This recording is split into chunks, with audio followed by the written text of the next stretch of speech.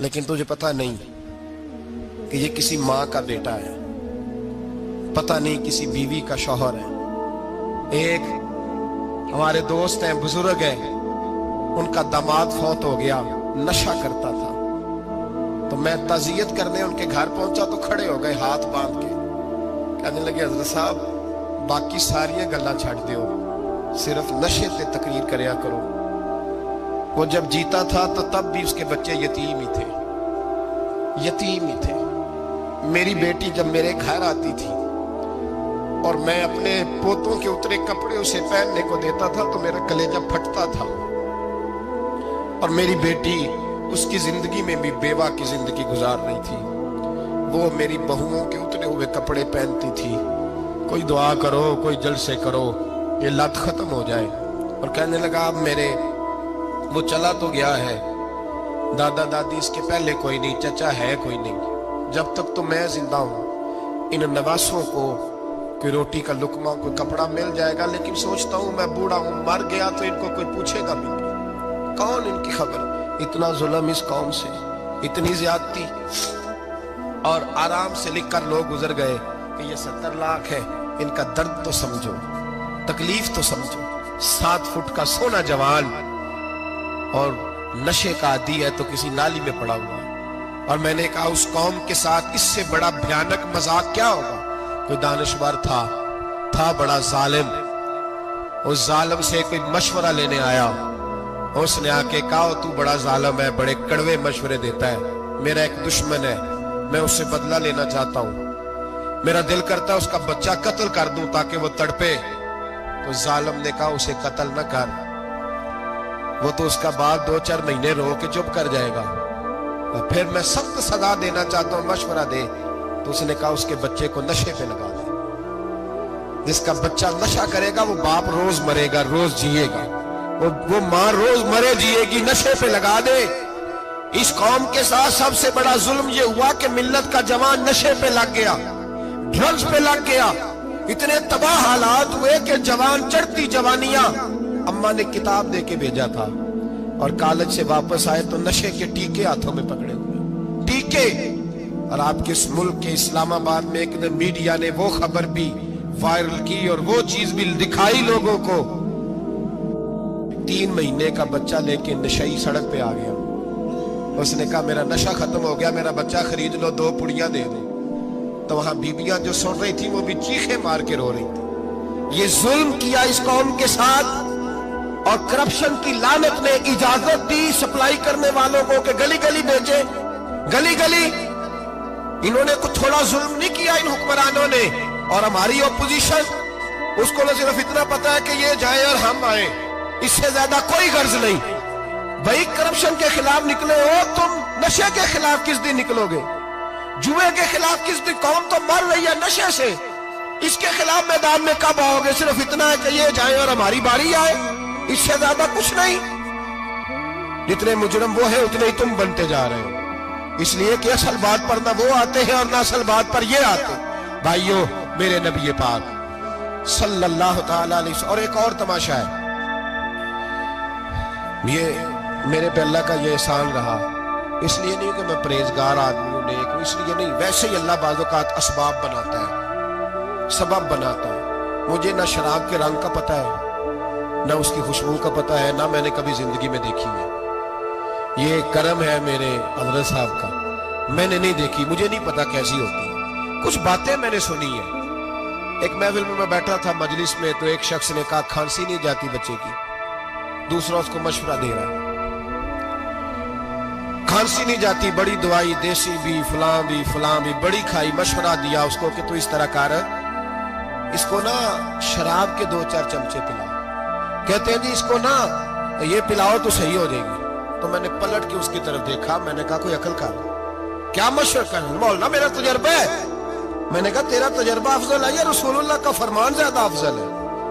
तेरा तजर्बा अफजल है। हजरत उम्मे सलमा रदी अल्लाह तआला अन्हा कहती है मैंने अर्ज की या रसूल अल्लाह सल्लल्लाहु अलैहि वसल्लम मेरी बच्ची बड़ी बीमार है, तो मुझे किसी ने कहा है ये थोड़ी सी नशे वाली चीज है, ये बना के तैयार करके दो, सही हो जाएगी।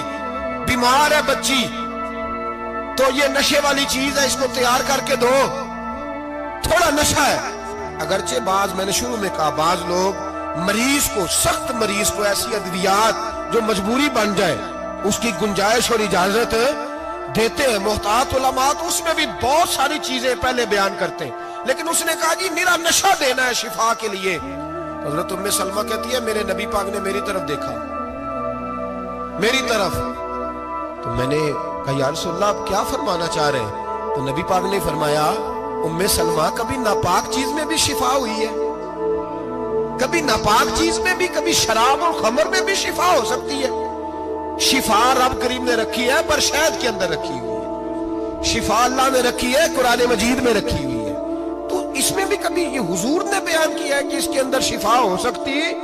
تو امت کتنی دلیری کرتی ہے جو یہ مشورے دیتی ہے کہ اس کے اندر نشہ ہے، شراب ہے، تو کھانسی چلی جائے گی تو فلانی بیماری چلی جائے گی. نہ آؤ ان چیزوں پہ، نہ اپنے ایمان کو خرابی دو، اور نہ ایسی باتیں کرو جس سے کہ ڈائریکٹ رسول اللہ صلی اللہ علیہ وسلم کے واضح ارشادات کی مخالفت ہو. میرے نبی پاک صلی اللہ علیہ وسلم نے فرمایا. اور پھر کچھ لوگ کہتے ہیں تھوڑی پی ہے جی. اب تو میں تجزیے میں پڑھ رہا تھا کہ ایسی شراب ایجاد ہو گئی ہے، لوگ شراب پیتے ہیں اور وہ مست بھی رہتے ہیں، کار بھی چلاتے رہتے ہیں.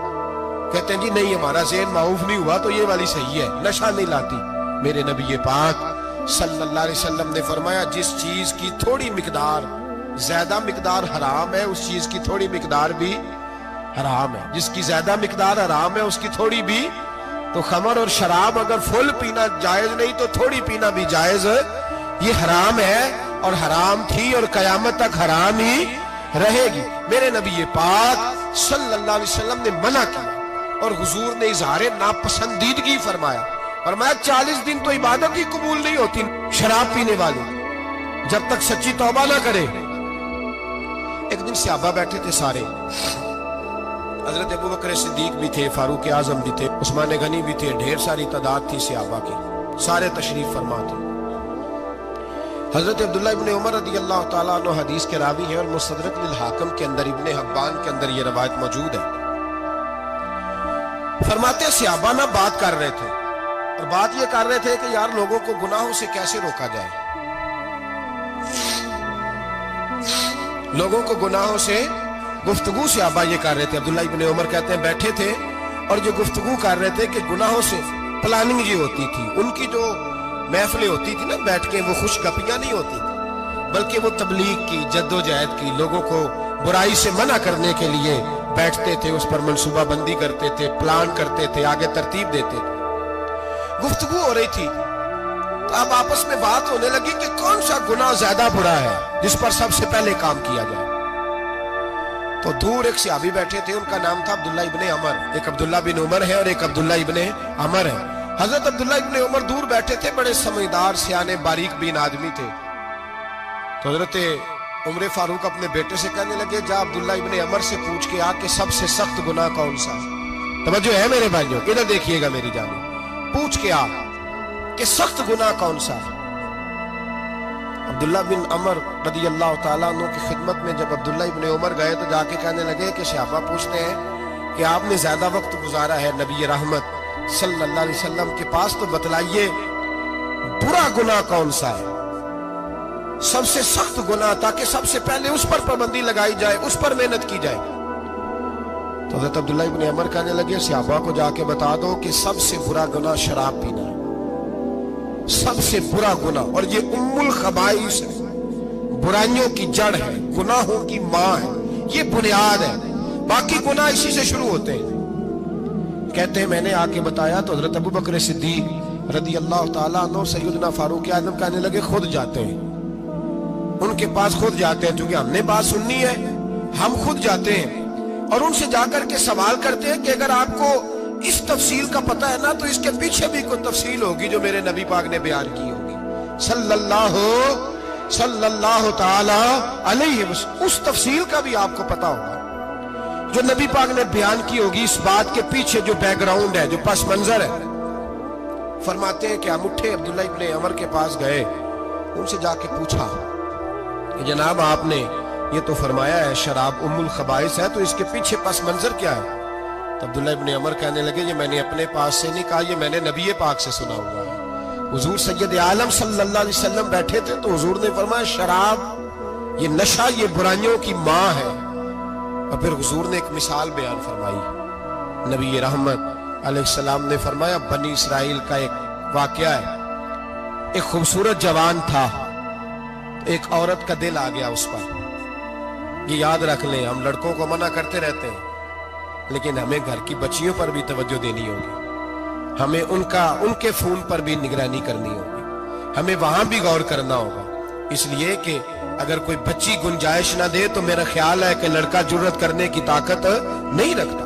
تو وہاں بھی ان کی اماں سے کہے کہ پابندی لگائے، بچی کسی کا موبائل لے کر کے کہیں اس کو استعمال تو نہیں کر رہی، اس پودے پر بھی توجہ دے، درخت بننے سے پہلے اس کی بھی نگرانی کرے، یہ بھی بڑا ضروری کام ہے۔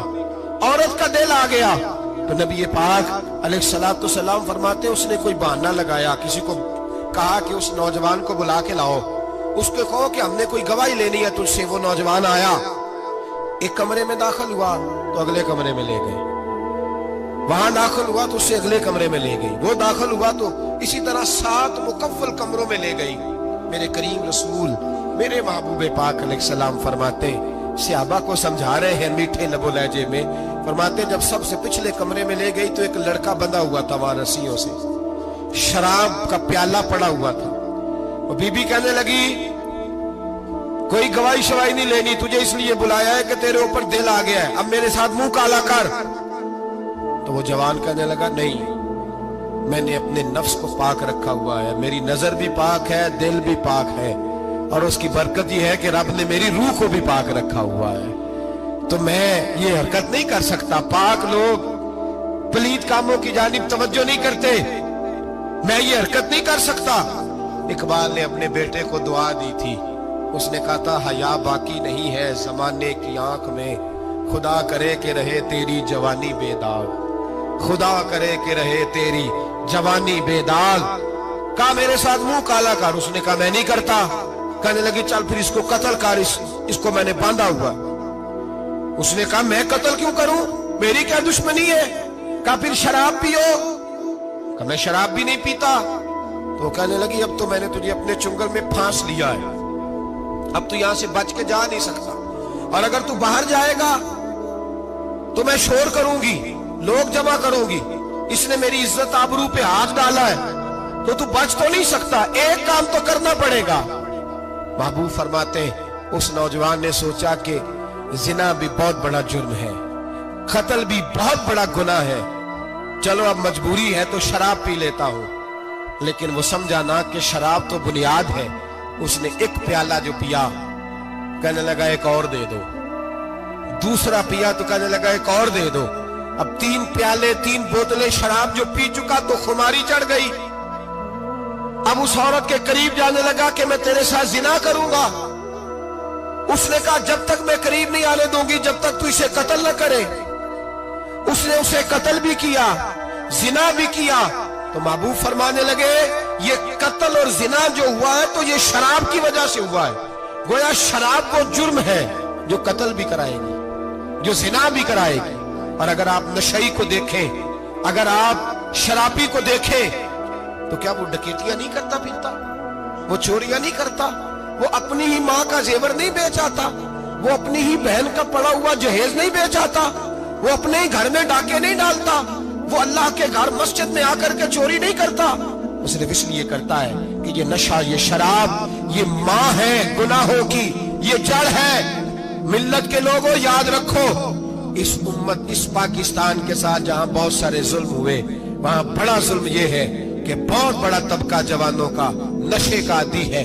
وہ نشہ انہیں عشق مجازی اور عورتوں کے عشق کی جانب لا رہا ہے، وہ نشہ چوریاں کرا رہا ہے، قتل کرا رہا ہے، ڈکیتیاں کرا رہا ہے۔ بہت بڑے ظالموں نے بہت بڑے ہاؤس بنائے ہوئے ہیں جن کے اندر شراب فراہم کی جاتی ہے، نشہ دیا جاتا ہے۔ میں نے تو ایسے ایسے لفظ سنے کہ الیکشن کے دنوں میں ووٹ لینے کی خاطر سیاستدان انہیں نشہ فراہم کرتے ہیں، انہیں باندھ کے رکھتے ہیں، روز تمہیں پڑیا ملے گی، ووٹ ہمیں